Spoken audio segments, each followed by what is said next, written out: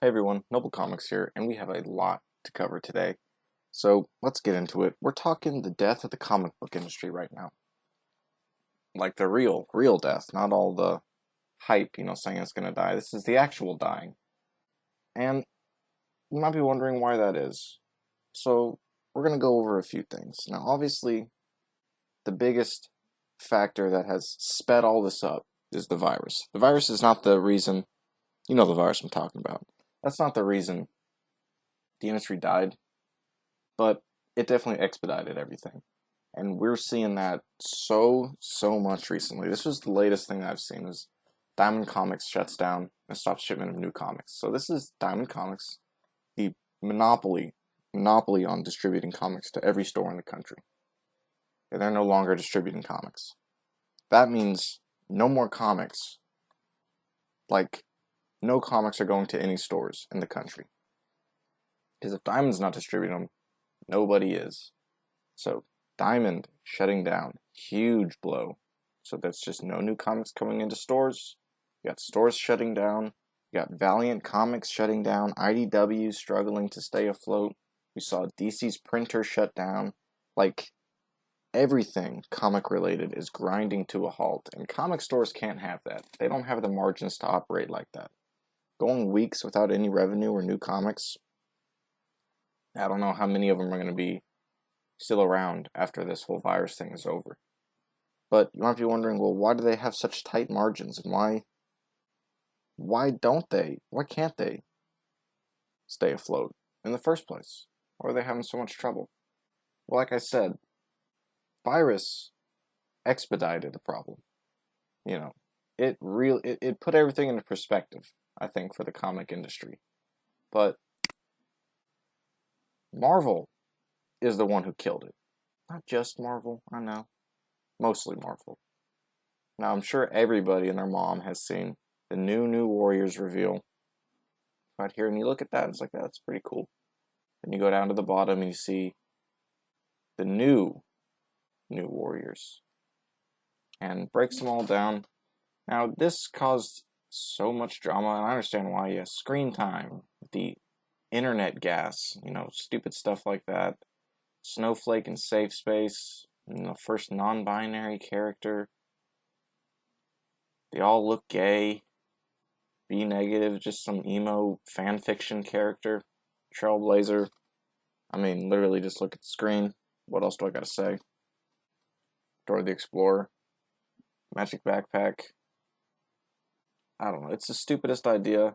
Nobody likes it. It pissed off both the right and the left, which is kind of rare. It was very fun to see. But yeah, people who love comics and people who hate comics both hate this. People who love SJW comics and people who don't, both of them hate this. Stupid idea. I can't believe they put this out, especially when how bad the industry was. They thought this was going to be the safe play, and then they released what right after this. They talked about the Children of Adam, the new X-Men, who are like the X-Men's new sidekicks, and they're all just gender and race swapped characters. And Vita Ayala was talking about their personality traits and how deep their lore is, and she was like, "Oh yeah, one of them is a cosplayer, and one of them has a Twitter, and one of them's on Reddit." It's like, that's not lore. That's just retarded, honestly. Like, so stupid. Like, nobody gives a shit if Cyclops is on Reddit or any of that crap. Nobody cares. That's not important. And she said, like, she didn't understand about how the X-Men, like, how they were perceived as villains. Because you're like, yeah, I didn't get that. Millennials just see them, or Zoomers just see them as heroes.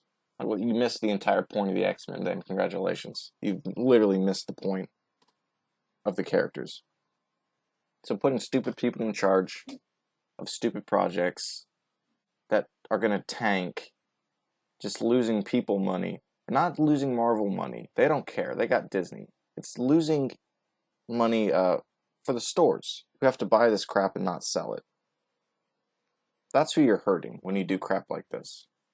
You're hurting all the stores. When there's no stores like there is now, that's when you're going to be feeling the pain, Marvel. I think they're going to start feeling it. So I think moving forward, there's going to be a lot of changes. I think that crap like this, we're going to see less of it. At least I hope. I hope they get smacked straight a little bit with what they need to be producing. Now, next, we're looking at that's how the companies should move forward. The companies moving forward, if they can, like I said, Valiant shut down maybe indefinitely. IDW's struggling, it might shut down anytime.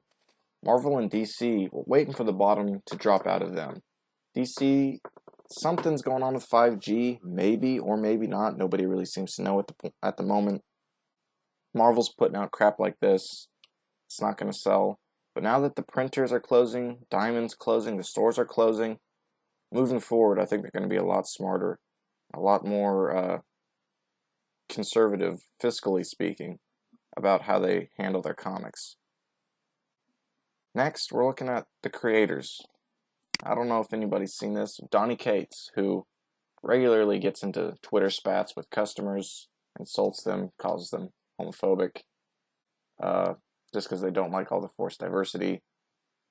He says, hey, I know it's late, but Blackham Art and I have been talking, and would you guys be interested in a weekly stream where Meg and I have a book club and you can all join?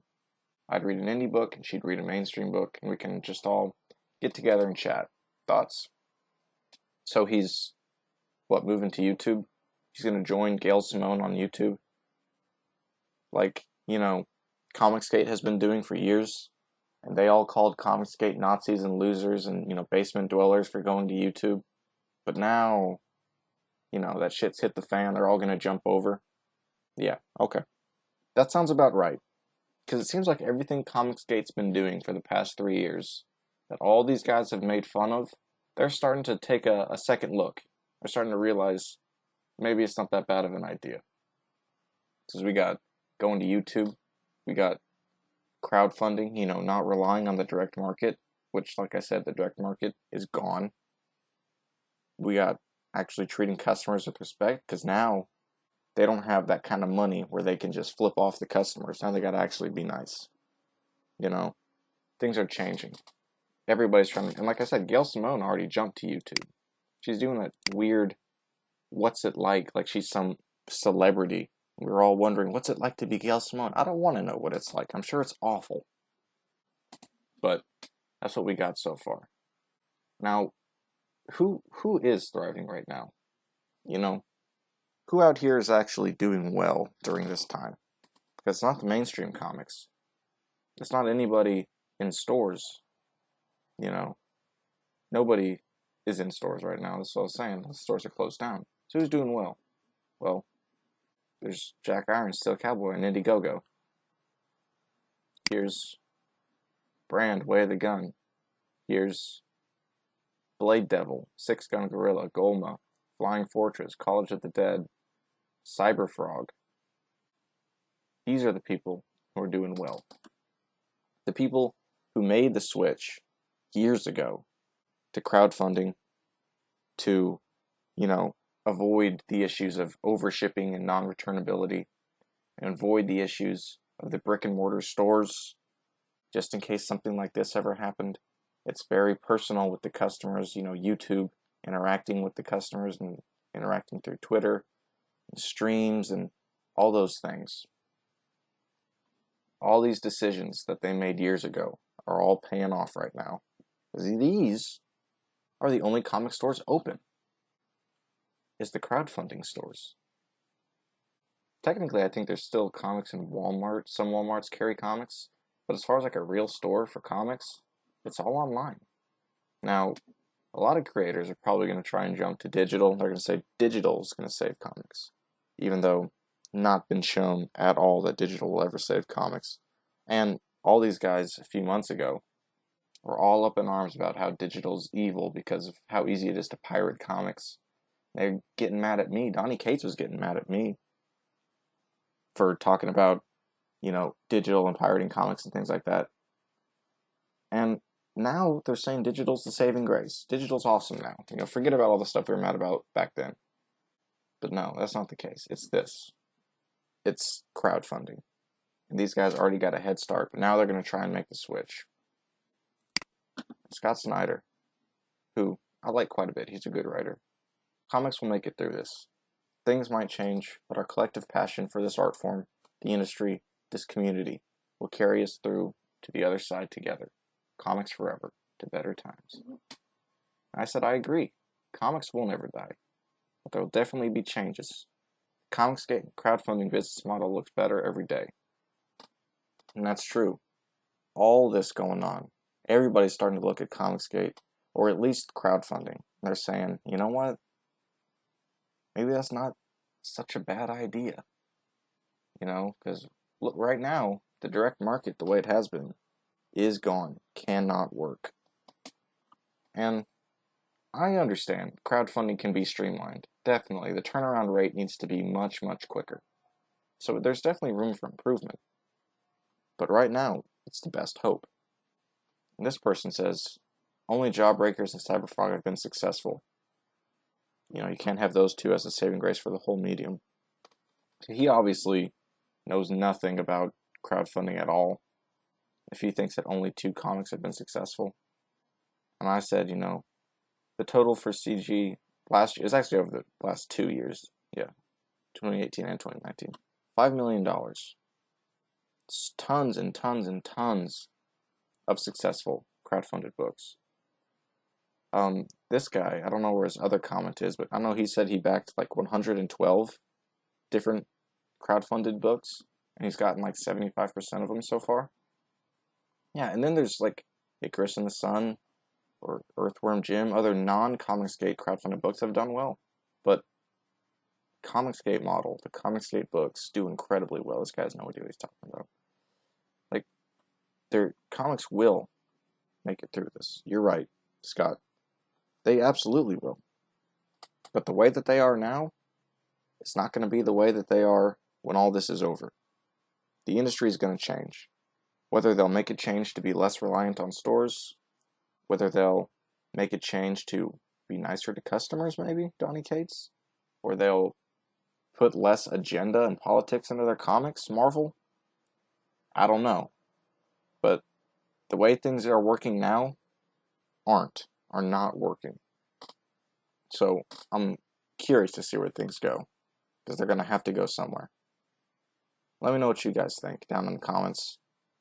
Do you think comics are going to make it through this? Do you think that when all this is over, we're still going to have stores and shops and printers and everything like that just kick back up? Or what do you think the damage is going to be? Let me know. I'll see you guys in the next video.